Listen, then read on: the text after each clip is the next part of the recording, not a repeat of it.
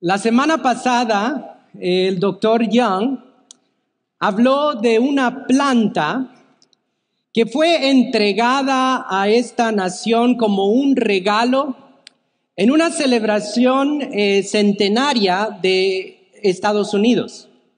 En 1876 se dice que gobernantes de todos los países vinieron a celebrar los 100 años de esta nación.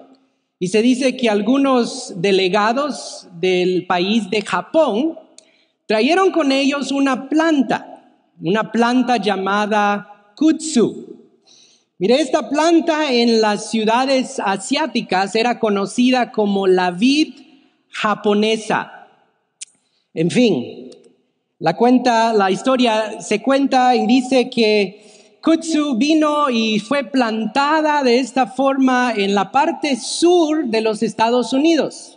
Si usted ha ido, por ejemplo, tomado el 10 y ido a Luisiana o tomado el 10 hasta la Florida, mire, usted sin saberlo ha pasado por millas y millas de esta planta.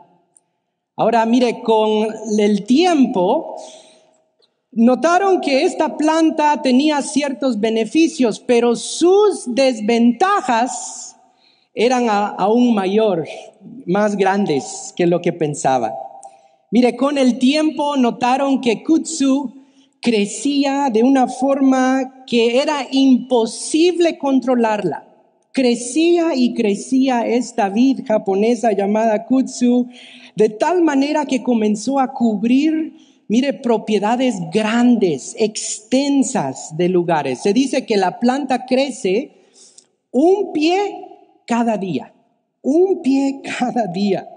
Mire, no solamente cubrió la tierra, sino también comenzó a cubrir cualquier cosa que estaba en su camino. Mire, comenzó a cubrir, como ustedes pueden ver acá, casas abandonadas. Ahí ustedes las ven, quizás en el 10. Carros también, buses, a tal manera que los sobrepasa a cualquier cosa. Se dice que la gente que vive en esta región afectada han tratado de quemar esta vid y mire, después de un tiempo regresa.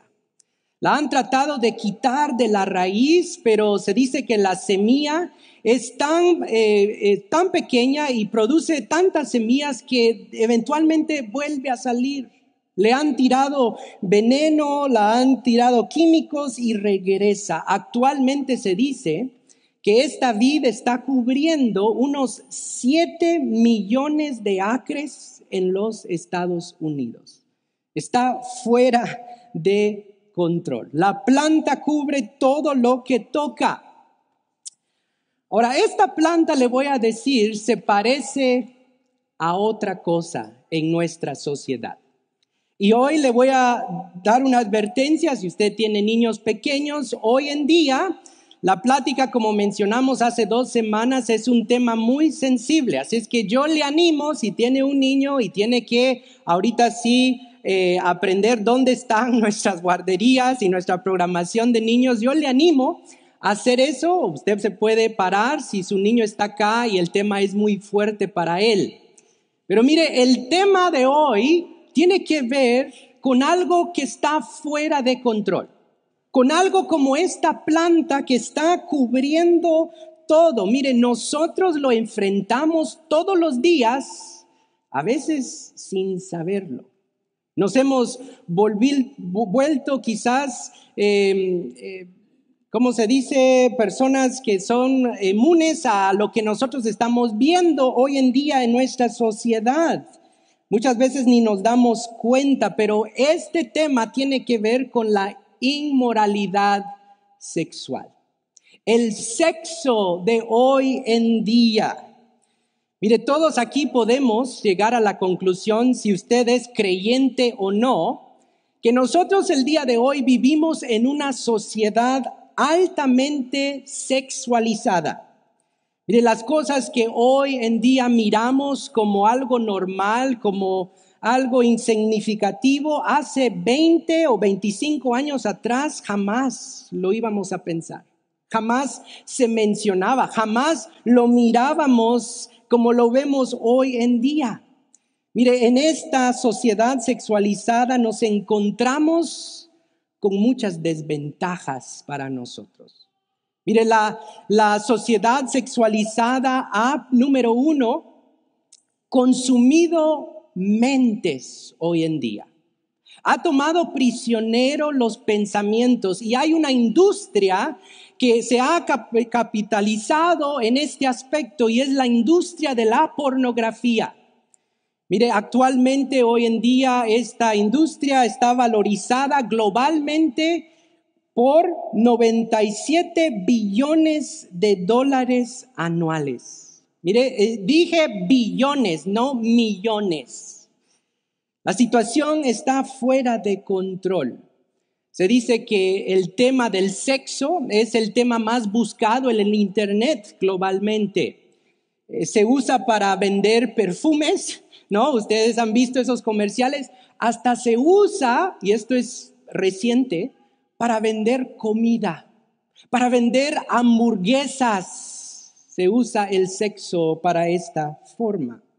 Mire, esta sociedad sexualizada no solamente ha consumido mentes, tomado prisioneros los pensamientos, sino también ha redefinido lo que es normal, lo que es tradicional hoy en día. Mire, el homosexualismo se ha vuelto tan común que ahora es secundario a otros temas, créalo o no, a temas como el transgénero o la transexualidad.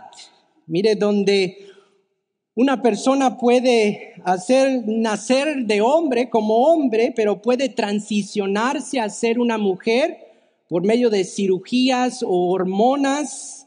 Hoy en día, si es su inclinación ser mujer, esto es lo que es la transexualidad.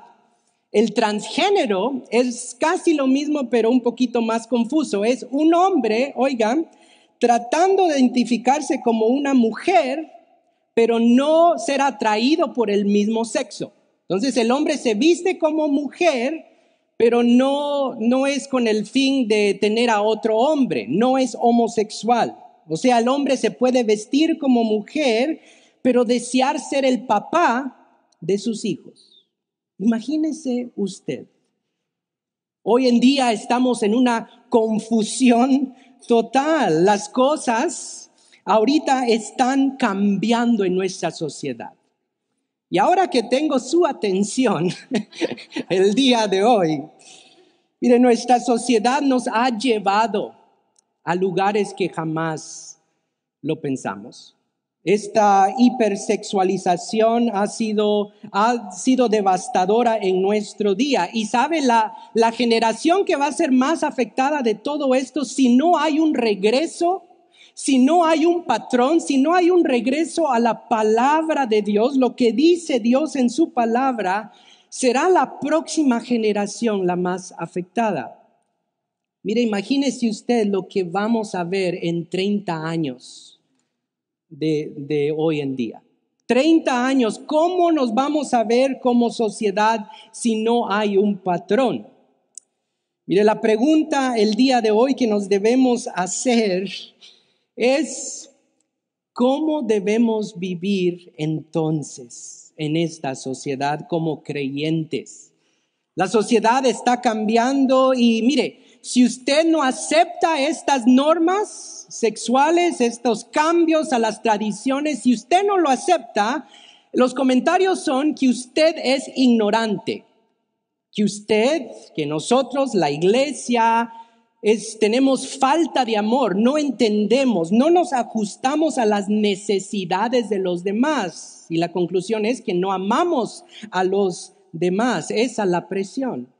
Y muchas iglesias hoy están sintiendo esto y muchas compañías, usted lo ha visto, están siendo abiertas, están sintiendo la presión a tal manera que están cambiando sus reglas. Las iglesias no son exentas de esta realidad.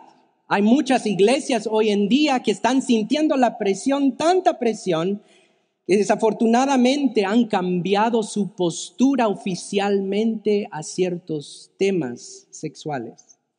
Ahora le voy a decir que como iglesia de Second en español, miren, nosotros vamos a amar a medio mundo.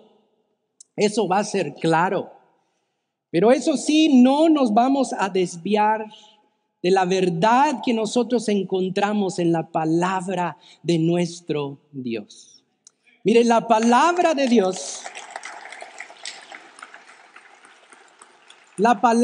Dios, oiga, es nuestro guía siempre. No la sociedad, no la presión que pueda venir. La palabra de Dios nos dice, mire, exactamente cómo nosotros debemos pensar, cómo nosotros debemos amar, cómo debemos vivir en esta cultura. Y nadie más va a poder decir algo contrario. Esta es nuestra fundación. Mire, si esto es algo que nosotros vamos a experimentar, lo bueno de la palabra de nuestro Dios es que la Biblia no es silencio en cuanto a estos temas. ¿Okay? La Biblia habla mucho de la sexualidad humana. La Biblia, la ventaja que nosotros tenemos es que nos da un patrón a seguir, un patrón que vamos a ver el día de hoy brevemente, porque sé que en el tiempo que tenemos no es una plática extensiva de todos los temas sexuales habidos y por haber, pero hoy vamos a ver un patrón. El día de hoy nosotros regresamos a Primera de Corintios que hemos estado estudiando y el apóstol Pablo aquí en la segunda parte del capítulo 6 menciona este tema. Este tema, mire, predominante también en la ciudad de Corinto. La inmoralidad sexual, mire, era algo grande en esta cultura greco-romana. Nosotros hemos mencionado, si usted ha estado con nosotros, para darle un contexto, si es su primera vez aquí, que la ciudad de Corinto, mire, era un puerto de mucho tránsito. Era un lugar donde mucha gente venía a este lugar para hacer comercio, para hacer negocios, ¿no? Y la mayoría de los que venían eran comerciantes hombres. Maridos, esposos, jóvenes, hijos que trabajaban y tenían que quedarse en este puerto lejos de su familia, lejos de cualquier persona que ellos conocían, y ahí es receta de desastre. Especialmente cuando vienen distracciones, ¿no? A estos hombres en toda esta región. Se dice que comenzaron a instituir negocios, pero no solamente negocios así comunes y corrientes, sino la cultura comenzó a cambiarse en una cultura sexualizada como nosotros tenemos hoy en día. Se dice que al pie de esta ciudad estaba una gran montaña. Se recuerda, lo hemos mencionado, la montaña se llamaba el Acrocorinto. Y en esta montaña era significante porque arriba de esta montaña, al pie de este puerto, estaba el templo a la diosa llamado Afrodita, la diosa del amor, la diosa del sexo. Y la cultura fue, y la tradición dice que en este templo habían cerca de 1,000 prostitutas que lo trabajaban. Prostitutas, mujeres y hombres que trabajaban este lugar. Y la forma de adorar a esta diosa en esa cultura era de tener relaciones sexuales con estos que están sirviendo en este lugar. Mire, día y noche ellos bajaban de la montaña a tomar presa fácil de la sociedad que estaba al pie de esta montaña. Día y noche ellos venían, la cultura comenzó, oiga, a adorar el sexo, a verlo como su Dios, a postrarse físicamente con estas personas. Mire, a adorarlo, lo dejaban que este Dios tomara control de sus vidas. Suena un poquito a la realidad de hoy en día, ¿no es cierto? A nuestra ciudad de Houston, Texas, casi 2,000 años después, todavía estamos adorando a esta sexualidad que nosotros estamos viendo hoy en día. Todavía quizás no nos postramos, no nos acostamos con una prostituta como ellos lo hacían, sino en nuestros lugares, cuando nadie nos ve, todavía nos estamos postrando, todavía caemos como presa fácil a esta realidad el día de hoy. Mire, los hermanos de la iglesia de Corinto comenzaron a caer como moscas. Y si somos sinceros, muchos de nosotros hoy en día también estamos en una situación donde necesitamos ayuda en esta área. Mire, los hermanos de la iglesia de Corinto comenzaron a justificarse, comenzaron a minimizar lo que ellos hacían con su cuerpo, miraban la inmoralidad sexual como algo común porque todo lo estaban haciendo. Y Pablo el día de hoy nos va a recordar, le recuerda a la iglesia algunas verdades que, oiga, nosotros también necesitamos recordar. Comienza aquí el apóstol Pablo, mire, con una justificación. Lo que ellos hacían de justificarse, y había algo que estaba sucediendo, la lógica de ellos en justificarse la vemos en el versículo 12 de este capítulo 6. Y dice así una vez más, dice, todo me está permitido, pero no todo es para mi bien. Todo me está permitido, pero no dejaré que nada me domine.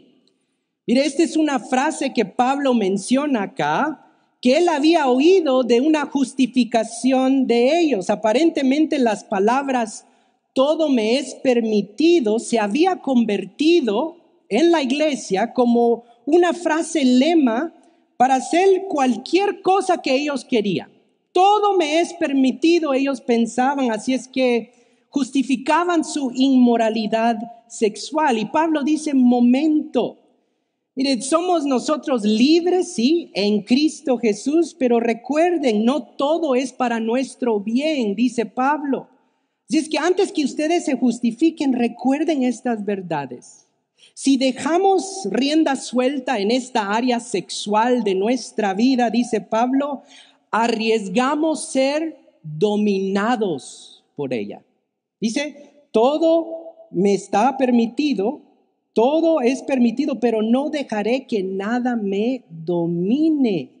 Riesgamos ser dominados. Y yo creo que esto se miraba en esta iglesia. La gente estaba adicta quizás a la cultura a su alrededor. La adicción sexual yo creo que se miraba en el tiempo de Pablo como también se ve el día de hoy. Mire, la sexualidad, la adicción sexual es algo real, es algo poderoso que puede dominarnos. Dice aquí, dominar nuestra vida, dice Pablo. En la mente de Pablo, mire, solo había una persona que tenía este control sobre nosotros, o debería tener el control. Hay una persona que rendimos nuestros corazones que nos puede dominar, y esta es el Señor. Es la obediencia a Él. Esta es la persona que Pablo va a enfatizar.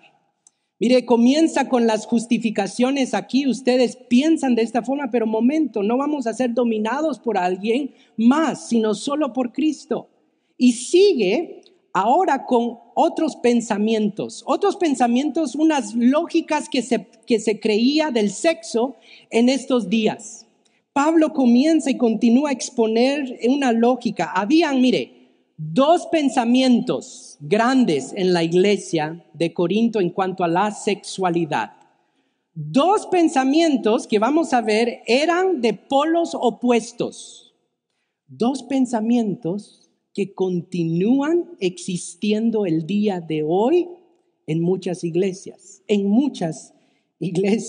El primer pensamiento lo encontramos en el siguiente versículo 13. Mire lo que dice. Dice así este primer pensamiento del sexo.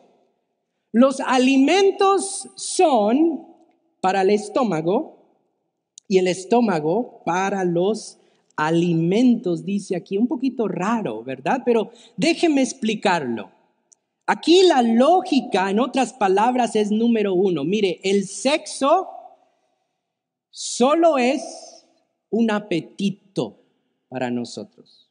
El sexo, la lógica era cuando uno tiene hambre, ¿qué hace uno cuando tiene hambre? Uno come, ¿no?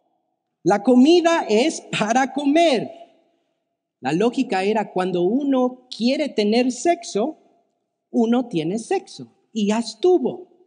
El sexo, como el hambre, era un deseo solamente físico que necesitaba ser saciado rápidamente y eso era normal. La comida es para el estómago para la comida. La lógica es que el sexo es solamente un apetito. Y esto venía de la cultura greco-romana. Mire, los griegos en ese entonces tenían el pensamiento de dividir, de hacer una distinción entre lo material, lo físico y lo espiritual.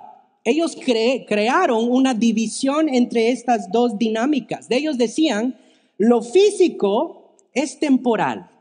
Lo físico, mire, es insignificante. Lo espiritual es lo que realmente tenemos que prestar atención.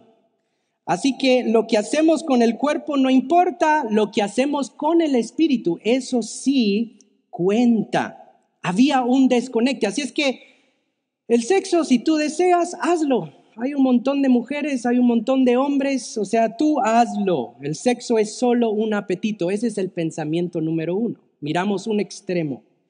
El segundo pensamiento lo vamos a ver en más detalle cuando hablemos del sexo en el matrimonio. En unas 2 semanas vamos a ver este pensamiento en más detalle, pero se lo quiero mencionar para ver los polos opuestos. Y lo encontramos en el capítulo 7, versículo 1. Y dice así, aquí en la pantalla. Dice, es mejor no tener relaciones sexuales.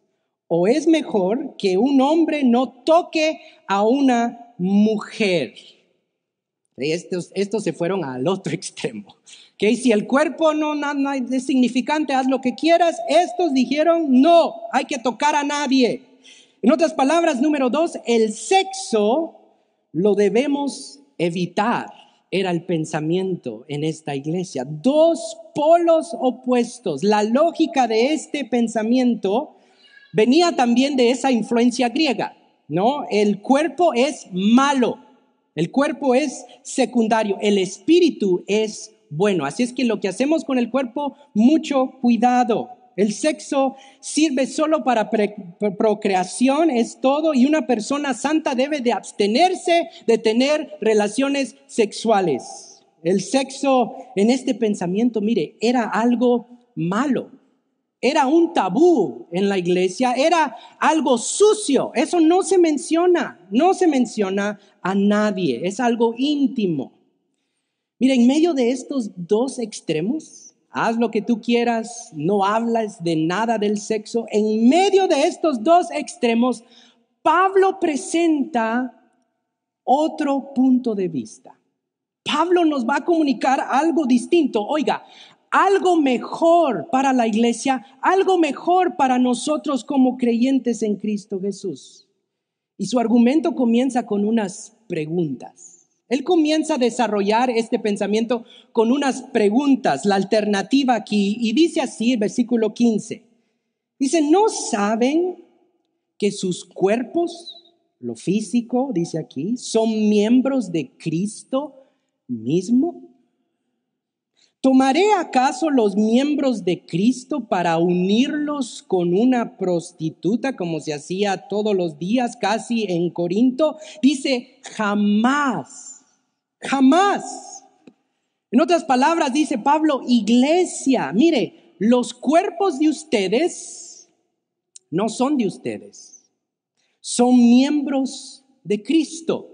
Dice algo similar también en el versículo 19. Mira el versículo 19, dice, ¿acaso no saben, y va a profundizar esta realidad de nuestro cuerpo, acaso no saben que su cuerpo, lo físico, es el templo del Espíritu Santo, quien está en ustedes y al que han recibido de parte de Dios? Pablo aquí dice, el cuerpo, oigan, es importante. En lugar de irnos al extremo y decir, no, es que no pasa nada, esto es algo físico, Pablo dice, momento, el cuerpo es importante. El cuerpo no es nuestro. El cuerpo, dice aquí, es donde habita el Espíritu Santo dado por Dios si somos creyentes. Es importante. Mire, esta alternativa, lo que Pablo está presentando aquí a la iglesia en esos tiempos de esta cultura, estos pensamientos, era algo radical. Era algo distinto, era algo revolucionario, una perspectiva de nuestro cuerpo, de nuestra sexualidad. En lugar, mire, de separar el cuerpo con el espíritu, como lo hacían los griegos, Pablo aquí comienza a decir, mire, que nosotros en Cristo Jesús somos una unidad completa en Él. Las dos cosas cuentan. Nuestra sexualidad, oiga hermano, necesita verse de esta forma porque esta es nuestra realidad. Somos personas completas en Él. Todo lo que hacemos, físico, espiritual, está en Cristo si estamos en Él. Mire, aquí nosotros encontramos una realidad bíblica. La Biblia menciona esta realidad, menciona que un día vamos a ser redimidos espiritualmente, pero también físicamente. Quizás no vamos a tener el cuerpo que usted tiene hoy en día. Usted dice, gloria a Dios por eso, pastor, porque necesito otro cuerpo. Pero el punto, oiga, es que vamos a tener un cuerpo. El cuerpo es importante, un cuerpo también en Cristo Jesús. Nuestro cuerpo en la Biblia no es secundario, ¿cierto? Lo vemos. Somos mayordomos de todo lo que tenemos. Es algo importante. Constantemente la Biblia nos habla de no minimizar el cuerpo, ¿no? La glotonería, ¿no? Nosotros no hablamos de ese aspecto mucho en América especialmente, pero es una realidad. Está la glotonería,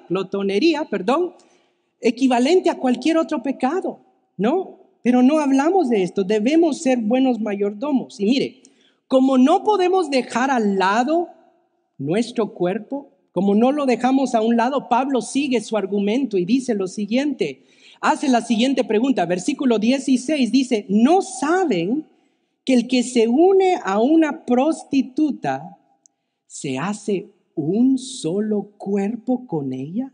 Note esto. Un solo cuerpo. Pues la escritura dice, y va a mencionar una escritura, los dos llegarán a ser un solo cuerpo. Mire, aquí miramos algo más profundo. Pablo no solamente está diciendo, mire, nuestro cuerpo es importante, pero aquí él está profundizando y está ahorita usando una perspectiva y va a citar un pasaje que miramos en Génesis capítulo 2 para captar la atención y para captar la importancia de nuestra sexualidad en Cristo. Mire, él regresa, su argumento regresa a Génesis 2 al mencionar la frase, los dos llegarán a ser un solo cuerpo. Y si usted ha leído esta frase en Génesis 2, usted ha leído su Biblia, quizás no ha leído su Biblia, en Génesis 2 encontramos algo hermoso. En Génesis 2 encontramos la institución sagrada del santo matrimonio, el diseño original que Dios tenía para la unión sexual. Pablo regresa aquí al huerto del Edén, a esta unión, mire, que involucra esta unión a un hombre nacido como hombre, a una mujer nacida como una mujer. Y tengo que decir eso porque hoy en día hay que aclarar, ¿no? El principio original de Dios. Un hombre nacido como hombre, una mujer nacida como una mujer, los dos personas siendo uno. Una sola carne. Iban a dejar, dice el diseño, su padre y su madre y se iban a unir. La pregunta entonces, mire, para entender esto más profundo, es ¿qué significa ser una sola carne? Es lo que debemos nosotros preguntar, porque Pablo lo menciona. ¿No saben que cuando se unen con una prostituta son uno con ella? Se vuelven una sola carne. ¿Qué significa? Debe de ser más que solamente físico acá. Pablo aquí comienza a analizar, y cuando analizamos el compromiso, el diseño original de una sola carne en el plan soberano de Dios, encontramos, mire, principios únicos que solo en una relación matrimonial podemos encontrar. Solo aquí encontramos unas cosas. ¿Y qué encontramos aquí? ¿Qué significa ser un solo cuerpo? Bueno, en ese compromiso, mire, encontramos en el diseño original, número 1, algo bueno. Algo bueno. En otras palabras, algo hermoso en los ojos de Dios. Cuando Dios, si ustedes ven estas ventanas, ven la creación, ¿no? De Dios, toda la redención. Pero cuando Él crea al hombre y a la mujer, Él dice que esto es bueno. Esto es glorioso, su creación. Él los va a crear y este es un matrimonio, una relación muy buena. La otra cosa que nosotros encontramos es responsabilidades aquí en este diseño original. Él los llama ¿a qué? Multiplicarse, les da responsabilidades. Le da la responsabilidad al hombre, ¿no? La función al hombre, trabajar la tierra. A la mujer le da la función de nombrar a todos los animales. ¿Se recuerdan? Cada uno tiene funciones, responsabilidades en este diseño original. Y la tercera cosa que encontramos acá es compromiso. Compromiso. Una decisión. ¿Qué es comprometerse? Es tomar una decisión constante de amarse profundamente. De decir, yo sé que hay un árbol acá en el huerto del Edén, pero yo voy a tomar la decisión de comprometerme con Dios y con esta esposa que Él me ha dado. Miramos compromiso. Obviamente Adán y Eva no se comprometieron, tomaron del árbol, ¿no? Pero el compromiso es parte de este diseño original. Oiga, el ser una sola carne involucra todas estas cosas que acabo de mencionar en el proceso. ¿No es cierto esto? ¿No es cierto cuando usted se casa, si usted tiene años de estar casado con su pareja, usted sabe que el unirse, el ser una sola carne, no significa solamente estar unidos físicamente, como se entiende en la Escritura? No, tiene que ver mucho más con eso, especialmente si usted tiene 40 años de estar casado, ¿no es cierto? El ser una sola carne, mire, significa un proceso donde tenemos algo bueno, donde aprendemos nuestras responsabilidades, ¿no es cierto? Un proceso que nos va a despojar de nosotros mismos. Somos dos pecadores tratando de amarnos.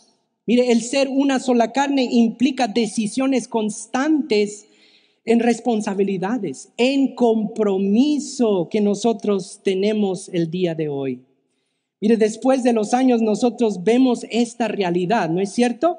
Amén, dicen algunos. Ustedes, mire, ya saben lo que alguien más. Solo las parejas que están casadas ya por un tiempo son solo una carne en todo el aspecto. La mujer solo ve a su esposo con una mirada y él ya sabe lo que ella está pensando, ¿no es cierto? Sabemos que estamos en problemas muchas veces. Nos conocemos. Somos una sola carne en este proceso. Mire, el ser una carne, entonces es más profundo que solamente algo físico. Oiga muy bien, es por eso, y aquí está. Si usted se recuerda de una cosa, recuérdese de esto. Es por eso que en este lugar hermoso, en este lugar bueno y profundo, en este compromiso de marido y mujer que Dios nos da, aquí en esto, un regalo maravilloso. ¿Y sabe cuál es ese regalo? El sexo. El sexo. El sexo en este contexto, mire, es el pegamento que resalta todas estas cosas de este gran diseño de Dios. Resalta, mire, las responsabilidades. Tiene el diseño de resaltar compromiso. Tiene el diseño, mire hermano, de ser bueno. Mire, el sexo en este contexto, mire, satisface el alma, no solo el cuerpo cuando lo hacemos como Dios desea. ¿Entiende eso? Esto es profundo, pero esto es el diseño de Dios. El sexo fue diseñado con este contexto en mente únicamente, para resaltar estas cosas que Dios instituyó en esta relación. Así que el sexo, miren, no es algo sucio, dice Pablo. No es algo que lo tomamos a la ligera, así fácil. Tampoco es el otro extremo de ser sucio. No, el sexo es bueno cuando se hace como Dios manda. Es glorioso porque lo exalta a Él. Pablo dice entonces, mire, ¿cómo podemos pensar unirnos con alguien más así nomás? Entiendan esto, iglesia, dice Pablo. Entiendan esto hoy. Y estos son recordatorios para mi persona, personalmente también. Nuestra sexualidad hoy en día como creyentes, mire, es la expresión más íntima de amor y compromiso que podemos expresar en esta vida. Está en este diseño. En este diseño lo encontramos. Es por esta razón, mire, que Dios dice, esperen estar en este patrón que yo he establecido. Dios no dice esto para quitarnos la aventura. Dios no dice esto, joven, para decirte, no, tú vas a sufrir toda tu vida. No. Dios sabe que solamente en este patrón está el pegamento que va a florecer nuestra vida. Él sabe que solo aquí en este contexto realmente podemos encontrar plenitud y gozo cuando lo hacemos como Él desea. Cuando nos salimos de estos patrones, cuando comenzamos a redefinir estos patrones de funciones, ¿no? La función del hombre es cambiada, la mujer es cambiada. Cuando empezamos a irnos fuera de este diseño, comenzamos a tener grandes problemas. Pablo lo expresa aquí y dice lo siguiente en el versículo 18, dice, huyan de la inmoralidad sexual. Todos los demás pecados que una persona comete quedarán fuera de su cuerpo, pero el que comete inmoralidades sexuales peca contra su propio cuerpo. ¿Por qué dice usted o piensa usted que dice peca contra su propio cuerpo? Está hablando de algo más íntimo. Usted puede decir, bueno, pastor, es que solamente es una relación sexual así física. Acabamos de establecer que los principios no son solamente físicos, requieren todo. Uno puede decir, bueno, es que solo es una noche de diversión, de aventura, una noche solamente, hermano, usted siempre se va a acordar de esa noche. Quizás no se recuerda por estar en condición muy difícil, pero usted va a saber que un día algo sucedió con alguien que es creada a la imagen de Dios, que no es su esposa o su marido. Mucho cuidado. Mire, el huir aquí tiene la idea de correr lejos de cualquier relación, pensamiento o acto sexual fuera de este diseño que acabamos de mencionar. Esto incluye la fornicación. ¿Qué es fornicación? Es tener relaciones sexuales antes del matrimonio. Fornicación. Esto incluye el adulterio. Esto también incluye, bueno, pastor, es que yo no hago nada físico. Esto incluye también la pornografía. Tener en nuestra mente imágenes ilegítimas sexuales, la lujuria. ¿Se recuerdan? Jesús dice, mire, ustedes han cometido adulterio no por físico, sino les digo hoy, dice Jesús en los evangelios, que el que codicia a esta mujer ha pecado en su corazón. Mira, hay algo íntimo que surge. La palabra también huir acá en el griego tiene un verbo, es un verbo activo en el griego, que tiene la idea de continuar a huir. Todos los días debemos correr, debemos escapar, hacer todo lo posible para cuidarnos en esta área. Mire, estos temas, y yo los veo siempre que estoy aquí arriba, es la palabra del Señor que predicamos. Y yo sé que este tema es bien sensible. No se habla mucho en la iglesia, pero déjeme decirle, es algo muy importante para nosotros. Porque las estadísticas dicen que en la iglesia como fuera de la iglesia son casi las mismas en cuanto a la pornografía. Son casi las mismas en cuanto al adulterio que lleva a divorcio en las iglesias. Entonces la pregunta, hermano, es, ¿qué podemos hacer? ¿Qué podemos hacer si estamos, mire, enredados de esta planta destructora, de esta planta devastadora de la inmoralidad sexual, de este kutso, ¿no?, que mencionamos al principio? ¿Cómo podemos ser libres de esto, pastor? Mire, usando el mismo remedio que hoy se usa para literalmente destruir esta planta.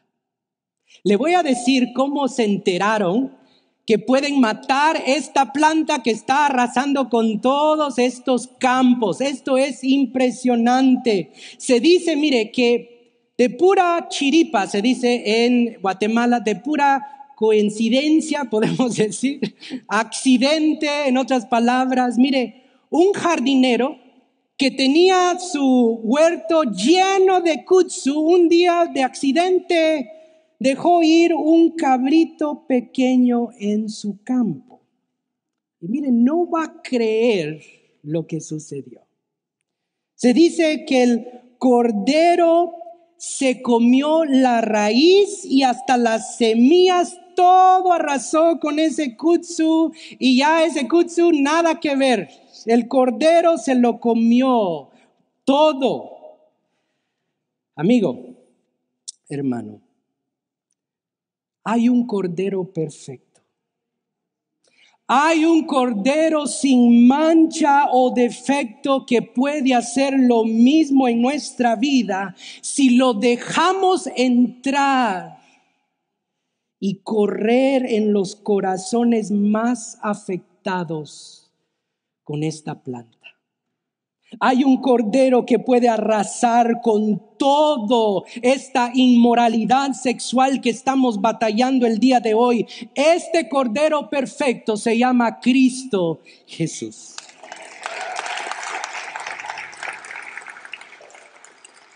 Mire, nosotros somos llamados a huir, pero cuando corremos necesitamos otra dirección en la vida.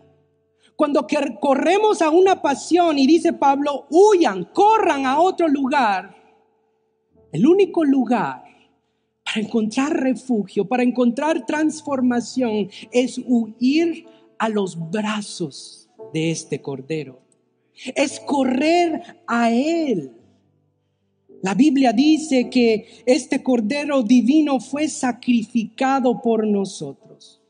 Mire, su sangre preciosa fue derramado para el perdón de nuestros pecados. Su sacrificio pudo satisfacer los requisitos de Dios. Su muerte pagó el precio que nosotros no podíamos pagar. Y oiga, su resurrección nos da acceso a una nueva vida.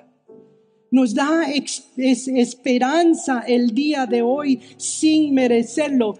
Y estos beneficios, oiga, son para personas enredadas en inmoralidad sexual, amigo.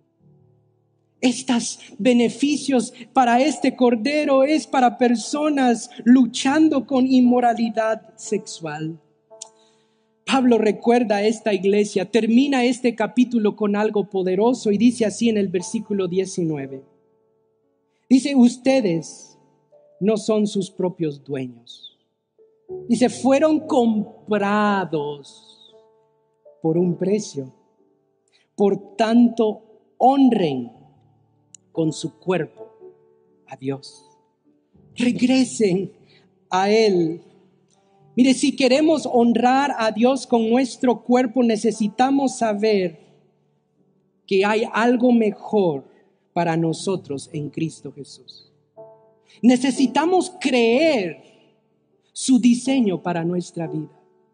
Necesitamos nosotros rendir a este patrón mejor porque sabe, es lo mejor para nosotros. Necesitamos regresar a Él. Recordar que fuimos comprados, que no somos nuestros propios dueños. Y mire, si nos hemos desviado de esta área, en esta área de nuestra vida, hay esperanza. Hay esperanza, amigo. Mire, el huir y correr es algo continuo, es un proceso que toma tiempo, pero es un proceso que comienza con nosotros, Es un proceso de altas y bajas.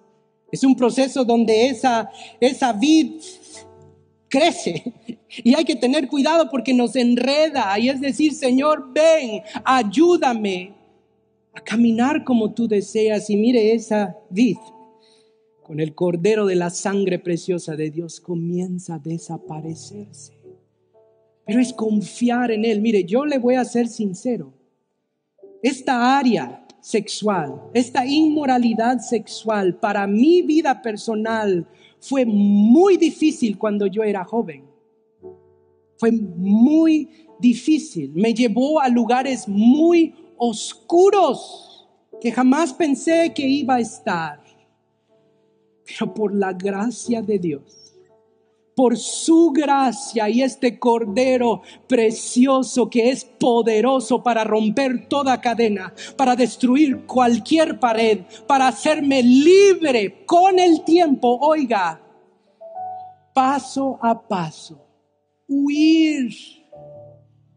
Yo puedo decir hoy que soy una persona totalmente distinta por la gracia de Dios. Oiga, no soy perfecto porque la palabra es huir continuamente. El que se cree estar santo, mire, mucho cuidado, porque cada día debemos huir. Cada día nosotros podemos caer presa fácil a la vid sin saberlo, a este gran peligro. Así es que, hermano, mire, necesitamos de Jesús. Él quiere hacernos libres poco a poco por su gracia. Él quiere sanar, Él quiere restaurar, Él quiere liberar, Él quiere renovar nuestra vida si lo dejamos correr en este corazón, si lo dejamos hacer lo que Él desea y no nosotros.